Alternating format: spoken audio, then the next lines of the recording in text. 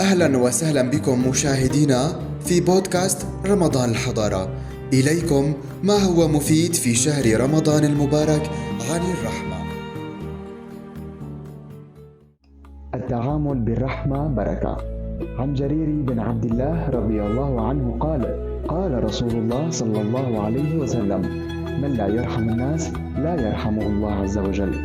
أكد النبي عليه الصلاة والسلام في هذا الحديث على الرحمة بين الناس، والمراد من الناس هم أهل البركة والخير كالمؤمنين وأهل الذمة ومن شابههم، فلنترحم ونزرع الرحمة في قلوبنا.